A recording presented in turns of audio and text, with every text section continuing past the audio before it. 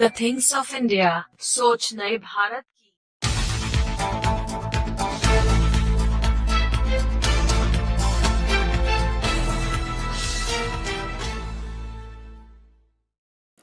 नमस्कार, आप देख रहे हैं the things of India news का खास कार्यक्रम मुद्दों पर चर्चा।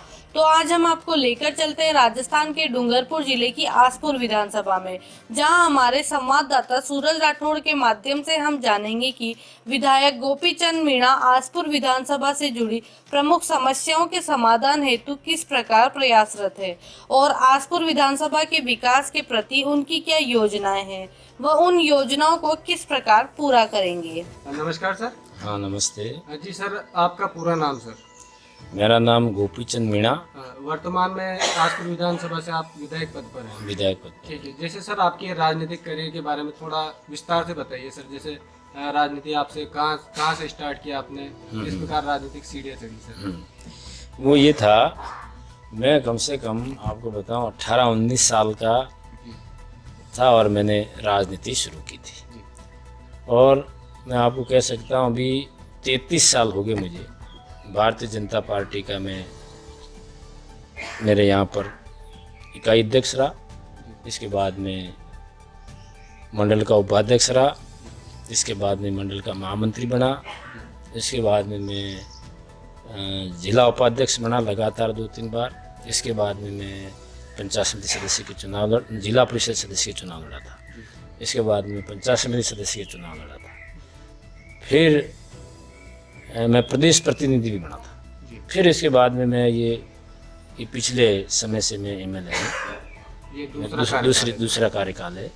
तो ये राजनीति मेरी 33 साल हो गए जब से मैं कर रहा हूँ। 33 साल। जैसे सर हमने यहाँ का जो आपके आसपुर विधानसभा कवरेज किया, यहाँ का सर्वे किया है प्रमुख समस्याओं को लेकर, जैसे पानी, बिजली, सड़क, जो मूलभूत आवश्यकताएं होती हैं उनकी सर काफी समस्या है। तो सर आप विधानसभा स्तर पर, जैसे विधानसभा में आप किस प्रकार आप मुद्दे उठाएं या आसपुर विधानसभा की, ताकि इन सारी जन समस्याओं का समाधान हो सके सर? इसमें ये बताऊं, पिछला भारतीय जनता पार्टी का कार्यकाल था, वसुंधरा जी का राज था हमारे। उस टाइम में मैंने इस बात को राजस्थान की विधानसभा की सदन में रखी। हमारा पूरा क्षेत्र जो है फ्लोराइड युक्त है और सब लोग कम से कम 50-60 साल की उम्र में अपनी जीवन लीला त्याग देते थे। ये बात मैंने विधानसभा में 2-3 बार रखी। मैं धन्यवाद दूंगा वसुंधरा जी को और भारतीय जनता पार्टी को, उन्होंने मेरी बात को सुनी और उस पर गहन किया और फिर 365 करोड़ रुपए की स्कीम पास की और फ्लोराइड मुक्त पानी देने के लिए 151 गाँवों को पेयजल देने की योजना पास हुई और आज वो काम शुरू है, सोम कमलामा बांध का। और इसके पहले फिर भाजपा का राज था, कनकमल जी हमारे उस टाइम में चेड़ी मंत्री थे। इन्होंने 61 गाँवों को 45 करोड़ की स्कीम पास करके मेरे आसपुर में इस काम को किया था। अब रही बात दूसरी, कई छोटी मोटी जो पेयजल की समस्या होगी, जिसके लिए हमने कुछ प्रस्ताव भी दे रखे थे, लेकिन जब हमारा भाजपा का राज ही चला गया, अब बाद में आया ये वर्तमान में अशोक गहलोत साहब का।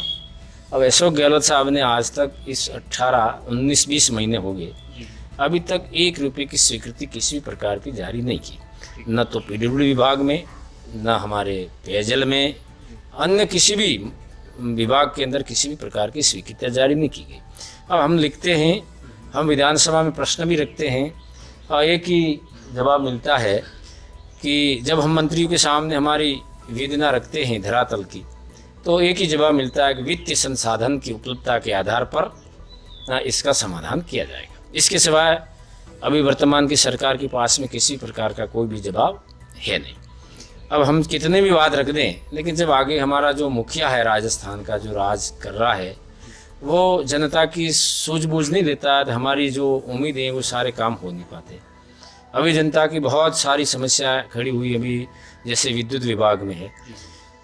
पिछले समय में वसुंधरा जी ने हमारे भाजपा के राज में 50 यूनिट तक किसी एक मकान में जब बिजली जलती है तो उसका पैसा हम लोगों ने माफ़ भी किया था। और वो पैसा जो है वापस जोड़ करके ये ले रहे हैं। कभी किसी की VCR भरने का काम हम लोगों ने नहीं किया था। अब ना मालूम, चाहे कई वार कटा हो, नहीं कटा हो, किसी ने कोई चोरी नहीं की हो, लेकिन वार कटा हुआ देख करके भी उस कंज्यूमर के ऊपर ये लोग जो हैं ये भर रहे हैं भाई VCR, और लोगों के लिए लाख लाख रुपया, 2-2 लाख रुपया, कई लोगों के बिल आए हैं, मैं बताऊं आपको, 10,000, 15,000, 20,000, जो एक घर में एक खाली बल्ब जलता है, एक पंखा चलता है, वो आदमी 4 महीने में क्या 10,000, 15,000 का बिल भर देगा। तो जनता बिल्कुल त्रस्त है। हम लोग जब बात रखते हैं राजस्थान की विधानसभा में, लेकिन वो कोई सुनने वाला नहीं है।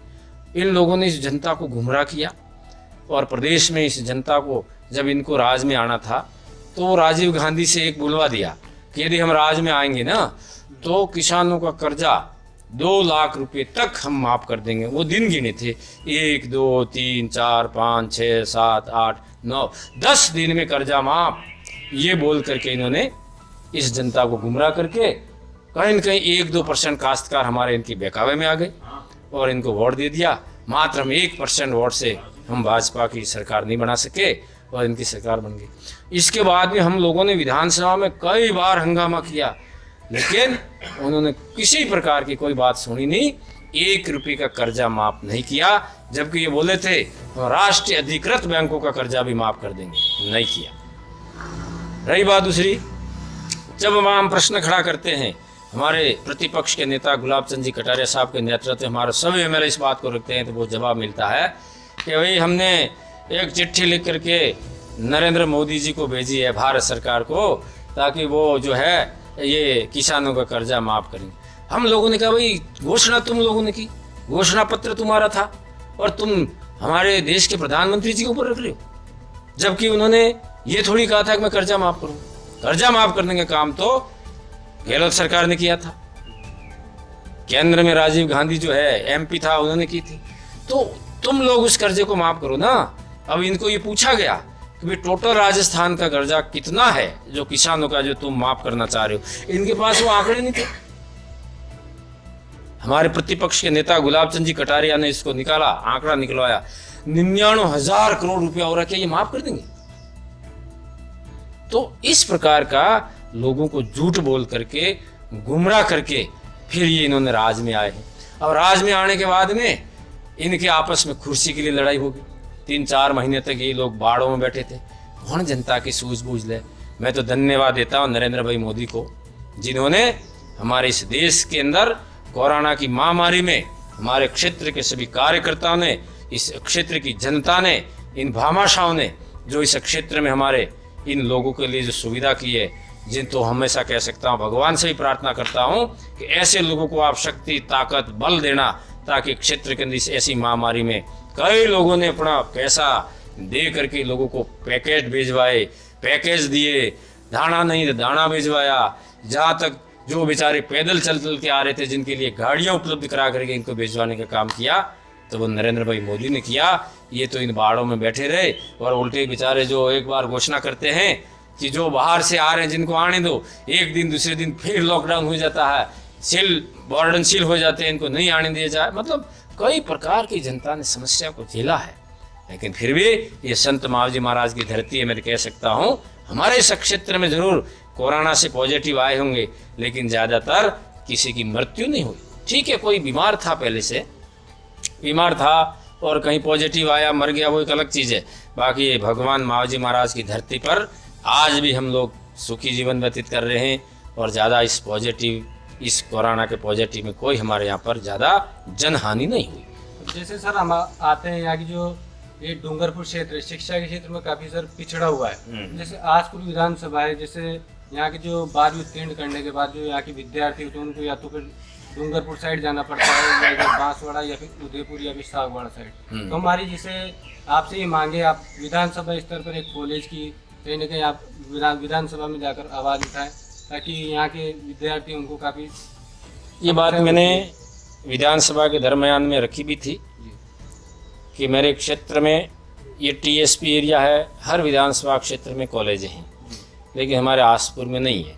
मैं सिर्फ एक ही मांग रखता हूँ, ये कहा था कि मेरी विधानसभा क्षेत्र में कॉलेज खोल दी जाए। पिछले समय में भारतीय जनता पार्टी के राज में हम लोगों ने जितना भी कर सके वो किया, लेकिन कॉलेज नहीं खुल सकी, जिसकी मांग मैंने विधानसभा में रखी भी है, ताकि इस क्षेत्र के जो बालक बालिकाएं हैं जिनको बाहर अन्य क्षेत्रों में जा करके पढ़ाई नहीं करनी पड़े, ताकि अपने क्षेत्र में पढ़ सके। ये मांग जरूर रखी है।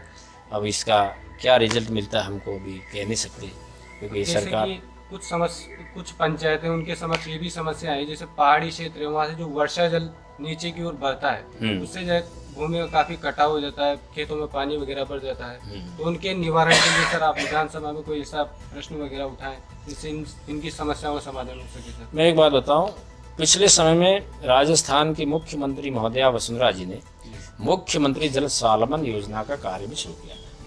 ये मैं कह सकता हूँ, आज जितने वो उस समय में तालाबड़ियाँ बनाई थी, जो ये चेक डैम वगैरह बनाए थे, वो आज भी इतने बढ़िया उस पानी से लबालब भरे हुए हैं। अब उन्होंने क्या किया कि उस मुख्यमंत्री जल स्वावलंबन योजना को इस सरकार ने आते ही बंद कर दिया, ताकि उनका एक ही लक्ष्य है कि जो पिछली सरकार का जो भी योजनाएं चल रही थी, जिनको बंद करना। अभी आपने सुना होगा कि उस समय में मिड डे मील के द्वारा हमारे राजस्थान में मुख्यमंत्री जी ने, जो गरीब लोग हैं, मिड डे मील के द्वारा भोजन मिलता था, जो 8 रुपये में भोजन मिलता था, 5 रुपये में नाश्ता मिलता था, वो इन्होंने 2 साल तक बंद रखा। उस योजना को बदलनी थी, तो बदलने के नाते फिर अब क्या किया कि उस योजना का नाम रख दिया कि इंदिरा गांधी योजना। अब देखो, इस नाम बदलने से कुछ होता नहीं है। हमारे राज्य में तो कभी भी किसी नेता का नाम रख करके हमने योजना नहीं चलाई। आज हम कह सकते हैं पीएम अटल बिहारी जी वाजपेयी जी ने पूरे देश के अंदर सड़कें बढ़ाई, प्रधानमंत्री ग्रामीण सड़क योजना के नाम से योजना चलाई थी। आज वो योजना हमारी चल रही है, चाहे कोई भी सरकार आएगी उसको रोक नहीं सकती। इन्होंने सिर्फ नामीकरण किया। नामकरण ये किया कि हमारे कांग्रेस के वरिष्ठ नेताओं का नाम कोई भूल नहीं जाए। इस पर्पज से इन्होंने, पहले JRY योजना चलती थी, इंदिरा आवास चलते थे, ये सारा मतलब उनके द्वारा चलाने का काम इस कांग्रेस ने किया। आप सबने सुना होगा राजीव गांधी सेवा केंद्र चलाए थे, उनको भी अपने बदल करके अटल सेवा केंद्र तो वो किए थे पंचायती राज वाले, जो हमारी पंचायतें हैं वो अटल सेवा केंद्र के नाम से था, इन्होंने वापस बदल करके राजीव गांधी सेवा केंद्र बना दिया। मतलब ये सिर्फ नामीकरण के लिए बैठे हैं, इनका दूसरा कोई काम नहीं है। अभी आयुष्मान भारत योजना जो चलाई थी देश के प्रधानमंत्री जी ने, उनको भी इन लोगों ने 1-2 साल तक रोक रखा, उसको लागू नहीं होने दिया, परेशान कर दिया। भामाशाह योजना वसुंधरा जी के द्वारा चलाई जाती थी, उसको भी बंद कर दिया। मतलब कुल मिलाकर के पूरे क्षेत्र की जनता त्रस्त है, हर प्रकार से त्रस्त है। ये तो नरेंद्र भाई मोदी की जय हो, जिन्होंने इस जनता के लिए किसान सम्मान निधि योजना का पैसा डालना शुरू कर दिया, केंद्र के द्वारा जो है पेंशन योजना का पैसा डालना शुरू कर दिया, फिर गेहूं जो है निःशुल्क भेजने का काम शुरू कर दिया। तो कहीं न कहीं राहत केंद्र से हमको जरूर मिल रही है, हमारे क्षेत्र की जनता को सहायता मिल रही है। PM आवास का पैसा भी आना शुरू हो गया। ये कहीं न कहीं बाधक बन करके केंद्र की सारी योजना को फेल करने का काम करते हैं। बाकी इन्होंने कोई विकास का काम नहीं किया, न जनता की ओर देखा। अब जैसे कि अपन आते हैं, जैसे जो केंद्र सरकारी योजनाएं होती है, राजस्थान सरकारी जो योजना है, वो धरातल तक, नीचे तक उनका लाभ नहीं मिल पाता है सर। कारण यही है कि कहीं न कहीं ये बाधक बन के बैठे हैं। इनके अधिकारी लोग जो हैं, आज की तारीख में कलेक्टर है, SDO है, तहसीलदार है, BDO है, इन सबको इस प्रकार से ये मैनेज करते हैं। अभी एक बात बताऊंगा मैं, अभी नरेंद्र भाई मोदी ने केंद्र से 5 किलो गेहूं हर व्यक्ति को देने के लिए, जो यूनिट पर जो मिलता था, उनके लिए इन्होंने लागू किया। अब इन्होंने क्या किया राजस्थान सरकार पर, कि जो राजस्थान सरकार के द्वारा जो 5 किलो गेहूं दिया जा रहा है, वो तो अलॉटमेंट पूरा दे दिया और वो लोगों को मिला, और डीलरों को इन्होंने क्या किया, उस अलॉटमेंट में कटौती कर दी केंद्र का यूं करके। भाई गेहूं उठा करके बेचने का काम तो ये सरकार ही करेगी ना, अब तुम उसको रोक क्यों रहे हो? केंद्र में क्या गेहूं नहीं है क्या? लेकिन वो जो अलॉटमेंट राजस्थान सरकार देती है, वो इन्होंने कटौती कर दी। अब एक डीलर के पास में 10 कुंटल 15 कुंटल कहीं गेहूं कम भेजा, ताकि कम भेज करके हमारी केंद्र सरकार को कहीं के लज्जित करने के लिए, जनता के बीच में ऐसा एक वातावरण बनाने के लिए कम भेज रहे हैं। ये समस्या जो है ये सरकार की ओर से हो रही है। इस क्षेत्र में पिछले टाइम में 1 अरब 3 करोड़ रुपया सैंक्शन करा करके मेरे आसपुर विधानसभा क्षेत्र में पहाड़ियों पर एक मकान के लिए 20-20 पोल खड़े करवाने पड़ रहे थे, करा करके हमने लाइट पहुंचाई, लेकिन किसी को भी वंचित नहीं रखा। ये योजना हमारे पंडित दीनदयाल उपाध्याय उज्ज्वला योजना के तहत पहुंचाए और हर लोगों को हमने पहुंचाया। वो सारी केंद्र की योजना थी। और आज भी मैं कह रहा हूँ, मेरे क्षेत्र में तो 3 पुल जो कि हमारे इस 3 जिलों को जोड़ने का काम किया, राजस्थान की मुख्यमंत्री वसुंधरा जी और भाजपा के राज में हुआ। देश आज़ादी के बाद में यहाँ पर मात्र 2 पुल बने थे, एक तो लछाड़ा वाला बना था और एक हमारे यहाँ जो आप इस रीछा से आए, इसके सिवा कोई पुलों का निर्माण नहीं था। लेकिन अब के 2 इधर, एक कनौड़िया की तरफ पुल बन रहा है अभी, जो हमारा ये उदयपुर जिला जुड़ जाएगा, एक ऊपर फिर राजड़ी का वारा बन रहा है, एक इधर जो बांसवाड़ा को जोड़ेगा बोरेश्वर पुल 58 करोड़ का सैंक्शन करके पुल भी ठेठ तक पहुंच गया। मतलब हमारे क्षेत्र में पिछले 5 साल में वसुंधरा की राज में कोई पैसों की कमी नहीं, जो मांगा जो मिला, ये होना चाहिए, ये हो गया। हमने को किसी प्रकार की कोई समस्या नहीं। अब तो हम निठल्ले होकर के बैठे हैं, कोई पैसा दे तो काम कराए ना, कोई सैंक्शन आए तो काम कराए। जो उस समय में मैं कह सकता हमारी 2000 करोड़ रुपया दे करके जितनी हमारी ये सड़कें जो टूट गई थी, उन सारी सड़कों का नवीनीकरण कराया और आज तक उन ठेकेदारों को बिल का पैसा ये सरकार ने दे रही है। न मालूम क्यों रोक के बैठी है, ये भी हम लोगों को पता नहीं। आज की तारीख में पीडब्ल्यूडी विभाग के अधिकारी वो छिप रहे हैं, क्या जवाब दें ठेकेदारों को। ये स्थितियां हो गई।